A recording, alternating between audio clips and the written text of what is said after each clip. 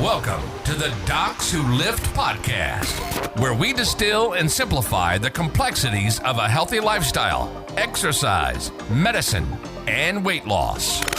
We're excited to bring you a podcast that's a prescription for clinical practice, scientific recommendations, and just real life. This is the Docs Who Lift podcast. Welcome back to the Docs Who Lift podcast. I'm your host, Dr. Spencer Nadolsky. Got my co-host, co-pilot here, Dr. Karl. And today we're going to be talking about the brand new, just hot off the press, pediatric obesity guidelines. And we're not even going to go through them step by step of all of it in there because it's a huge guideline, big paper. Although it's not like they have a million recommendations. No, but they just have a lot of good background. They talk about their methodology and the basic recommendations. Yeah. Very holistic. Yes, very holistic, extremely holistic. Jeez. So, but people are mad. But the people are mad. The headlines come out and they basically say experts are pushing drugs for weight loss, and surgery for weight loss, and so the kids, but they're kids. Somebody. Now, what? One disclosure: I am an internal medicine and adult endocrinologist specialist. You're at least family practice. We have some pediatric people that we should probably get on. Your wife is a neonatologist, so generally speaking, she's not going to get into this stuff either specifically, but this is just more of an overview, and we're talking about the backlash discussion today. Because of the backlash. We'll get someone on who's a pediatrician we want to get a pediatric obesity specialist because it is different than treating adults. We learned it. We had to do our own little obesity board certification. There is a big component of pediatric obesity on there. I did, family medicine is the broadest. So not only did I do peds, I did adults, and I also did obstetrics, which was not my favorite thing to do. But anyway, I did it. And my brother, he doesn't know anything about kids. So he doesn't know a damn. To be fair, other than some of the real specific monogenic and genetic disorders that cause obesity, very severe because they turn into adults. Yeah. And so, we know them and gotta look out for them. So the backlash it came out 2 days ago or 3 days ago. It doesn't matter. A few days ago. Just a couple days ago. We're doing this podcast now. I did a very quick few little. By the time this podcast comes out, it'll be about a week old. It's old. It's old news. Not really, but I did a few little social media posts about it because what happened is you get these headlines that say experts say to take drugs and surgery for weight loss, and people don't. This is classic. People do not read beyond the headlines. If you read the little short article about it, there are a few little snippets of things that we're going to talk about.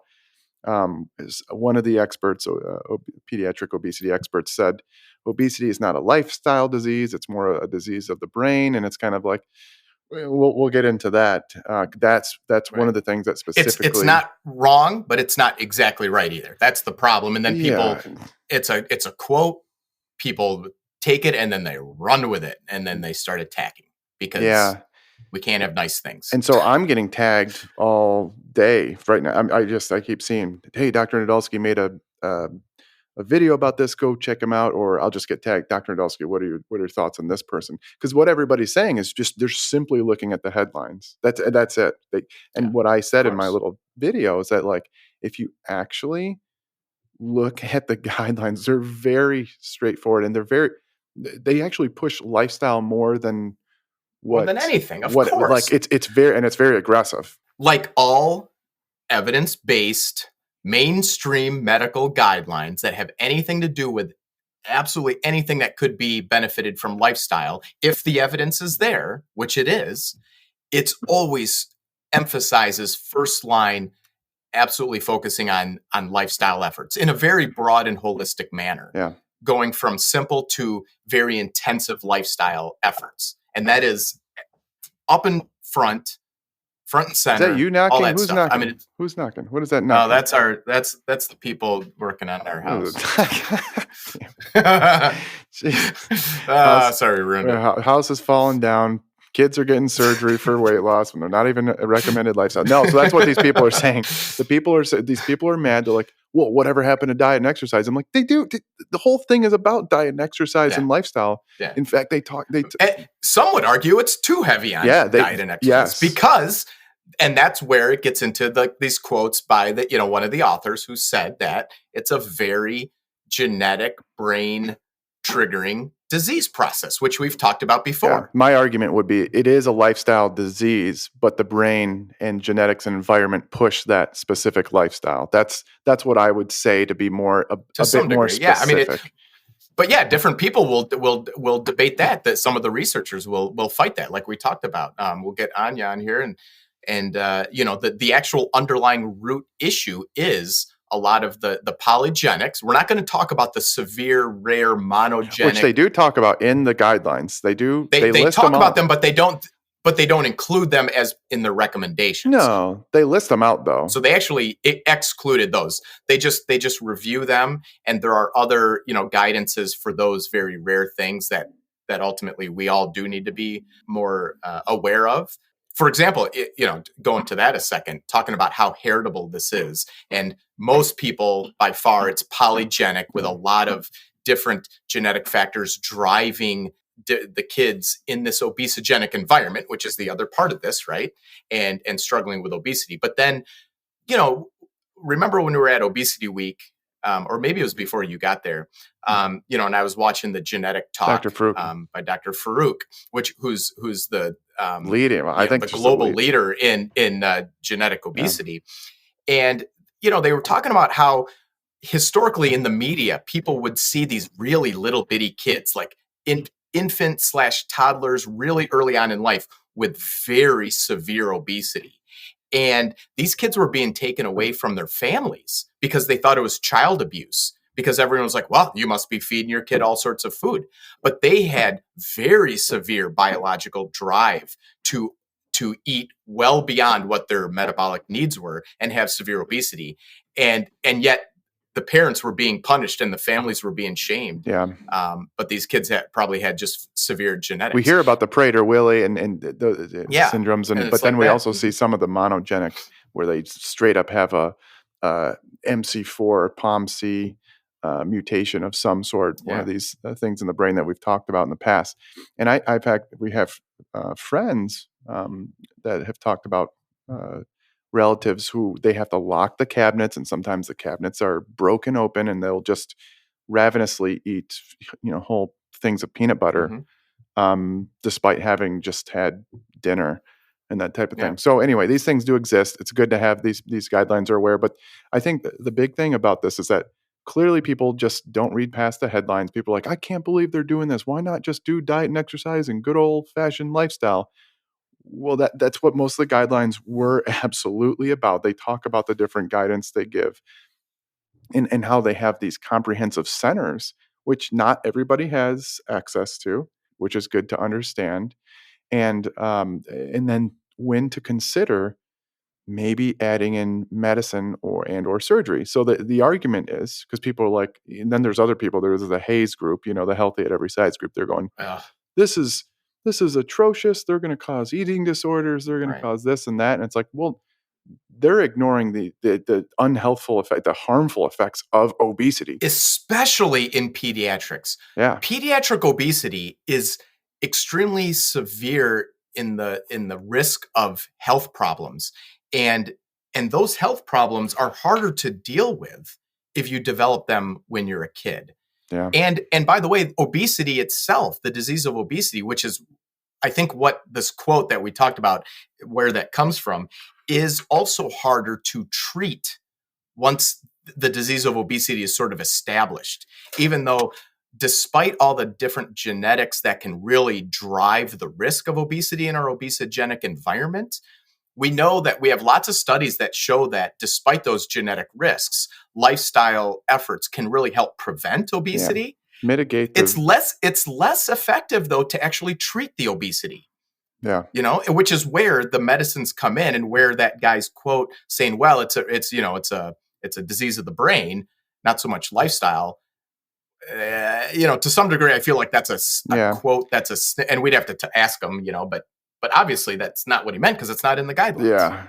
Yeah, it's kind of an I mean, it's interesting. absolutely heavy in lifestyle and intensive behavioral therapy first. But I will say that we know, despite the grade A level of evidence for lifestyle therapy, because it's so obviously safe and has some benefit for all sorts of things, it isn't as effective when you're well, first of all, it's not as effective for everybody. Yeah. And that's because we have these biological drives once obesity is established. I don't like the quote. It just, there's not enough nuance in the quote. It just, I don't know what his context is. If he's talking, but don't remember when media people, when journalists ask us stuff, they take the quotes that they want. They don't give all the quotes. So who knows what he really said overall. Who knows what it was? Because you develop obesity because of your lifestyle, that whether that's your fault or not, if that makes sense. So like energy balance is a thing. We talked about that, calories in, calories out.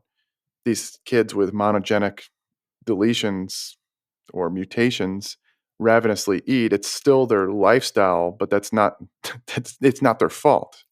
If that makes sense. I think the words, people would debate those words, because I'll tell you, like, the obesity researchers that do this stuff that get real into that would say, well, that's not lifestyle. That's an underlying root cause of driving their energy intake. I guess. And it's not really a lifestyle. It depends on what you call lifestyle. Yeah, lifestyle is like what anybody does. Like even with the medicine and surgery, what it's doing is it's working on that underlying root pathophysiology to help the people reduce their energy intake, which you could argue is lifestyle. So it's I think sometimes I think you're right. We have to work on these wordings. Yeah, you know what I mean? I think that is the issue, because a lot of people took issue with that. I'm like, well, it's still our lifestyle, because whether it's our fault or not, but it is the brain driving that lifestyle. I don't know, whatever. Right. It doesn't matter. And then you could argue that that's not truly a lifestyle, because it's just their, if they were out in the wilderness, they'd be consistently seeking food, because that's what is the drive. Yeah. And if it's available, they're going to eat it. And most of us would. And because we have multiple mild, at least polygenic risks of obesity, and some of us get away with not being as intense. You have polygenic risk of abs in the utero. I say it every single episode. I know. Now it's going to be a real thing, because you've every single episode. My brother has polygenic risk score for having huge pecs and chiseled abs since birth. And yet, but you know what that actually reminds me of? So not only do we have the genes that sort of, what they say, load the gun, and then the obesogenic environment that triggers it, but then think about all the other things that this goes back to our discussion on obesity pathophysiology, is that then you throw in, psychiatric issues. Yeah. So stress, binge eating disorders, and the reason that made me just think about it is because of wrestling, cutting weight for wrestling all those years. If you talk to me or any other, not you, if heavyweight, but anybody else who's cut weight, we understand. No, not a damn. Not even a single. But, we understand some of that disordered eating stuff that my patients talk to me about. So at least I can say, I know it doesn't look like it, but I get that. So that's a whole nother aspect. And then you throw in medications, medical problems. We obviously, this whole guideline does talk about screening for, well, what's going on? Not only all the lifestyle and the nutrition and exercise throughout the life, but mental health, medications, other endocrine disorders. Yeah, they go into social determinants of health. Social determinants of health, which is a big deal these days, because it's true. The evidence is there. I don't know. I always think of the single mom working 2 jobs to make ends meet. She's got 2 kids, 3 kids, whatever, and maybe not living in the nicest neighborhood with convenience stores around, but not a nice, you got to take the bus to you start adding all these little things in there. So all those things do make a big people difference. Don't realize there's a lot of things going on, a lot of moving parts. It's pretty easy for the fitness trainers and professionals out there, the 26-year-old guy who works in the gym every day and works with patients and eats really well and has good genetics and has abs all the time, saying, well, gosh, why can't these people just do diet and exercise? Yeah, it's something. It's just not having helpful empathy. And then some people will say, well, it doesn't mean it's not hard. It's like, yeah, but the level of difficulty is just on exponentially different on the order of not just 10 times, but 100 times or more for some individuals.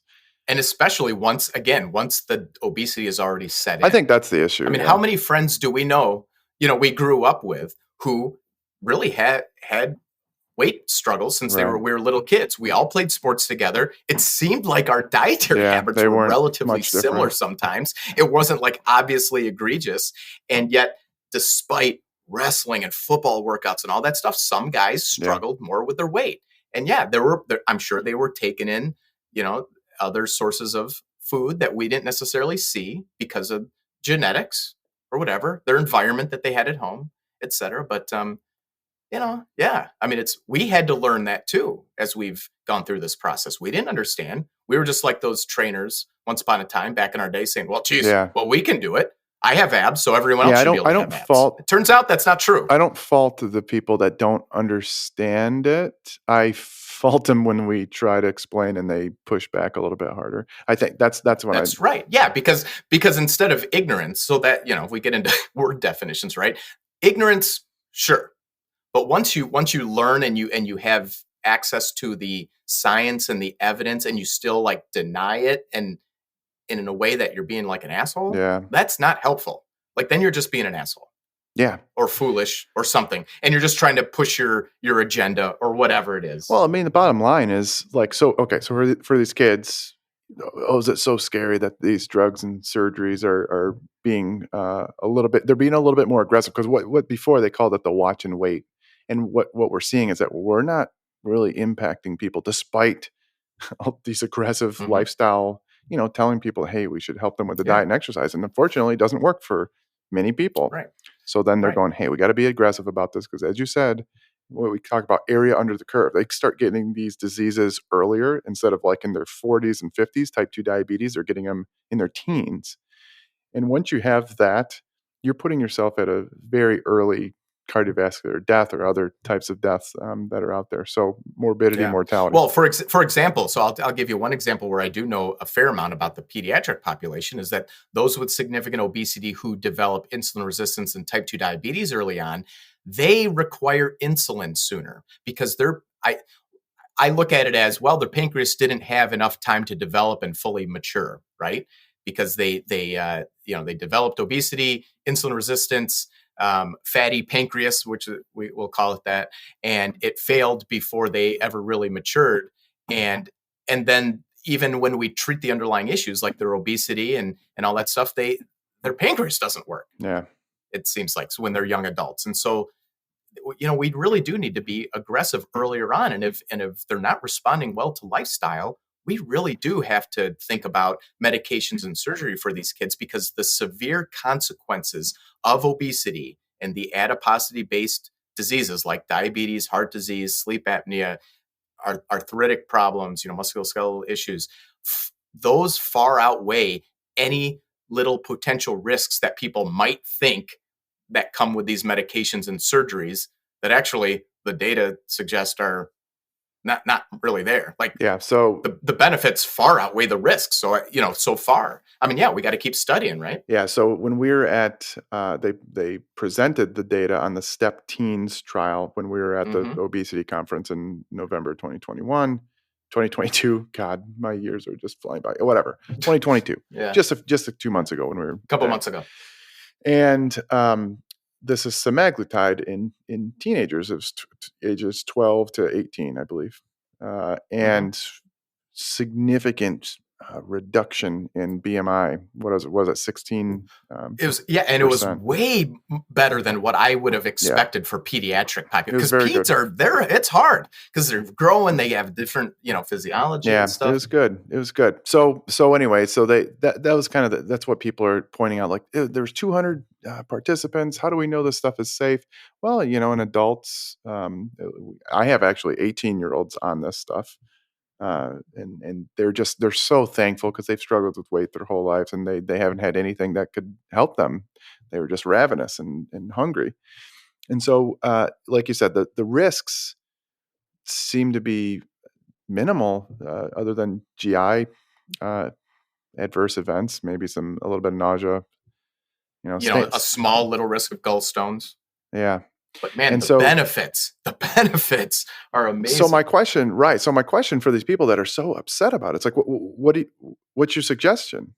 I just tweeted out exercise or nutrition education alone will never, ever, ever solve the obesity epidemic.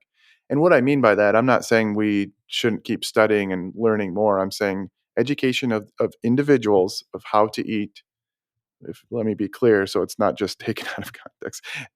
Nutrition education to individuals, telling them what to eat will never solve the obesity epidemic until we somehow find a way to change our environment, which will not happen in our lifetimes, I don't think. Right. And there are too many competing factors in that too. Yeah. You got that gets into politics, global, social global politics that, big food. What are we going to do? Like force everyone Politics, to, big food. Live in a garden and only eat vegetables and that's what they want, and that's right. That's the only way I see. We'd have to live on farms and do our own farming and where's the farm babe? Let's get the farm babe back here and let's talk about, like, we'd have to do the farming. You have to go and pick your own berries and whatever else. Anyway, you know what? A little bit of a tangent, but I actually just saw there was in JAMA, one of the JAMA journals. I just shared just kind of a cool little study that they did for elementary kids where they were teaching them about gardening. Yeah. About food, vegetables, diet, and cooking. I think that's pretty good. That's cool. A way to help, start early education. Yeah. No. And it had some metabolic benefits just on its own. Yeah. I think that type of thing is wonderful by itself, unless because the thing is, like, and we see it where our kids go to these birthday parties, and I've noticed, some of the kids that have a little bit of excess weight, they'll eat a few, treats. And I've noticed my daughter, she loves them, but she'll maybe eat a half of it and be like, okay, I'm full, daddy, bye. And I'm like, hey, that's not a learned, I didn't teach her this. It was physiological. It was biological. I didn't do that. Yeah. So, which is amazing. And then on the other hand, it seems, how people always say, well, gosh, that person eats everything they want. Well, there's a little bit of that too. There's all everyone has different abilities to sort of modulate their metabolism and whatnot. I mean, because I see the same thing with my kids, and my Trey, the 10, almost 11-year-old, he's a little meathead. He probably, if we went based purely on pediatric BMI percentages, he actually has overweight, but he's pretty buff and lean for a 10, 11-year-old. But he sometimes will be the same. He can get away with eating lots of stuff because he works out so much and has some sort of metabolic flexibility, we'll call it. But on the other hand, once in a while, he'd be like, he and our daughter, like, no, I'm good. Where I'm looking at him going, oh my God, I don't think I would stop. I don't know.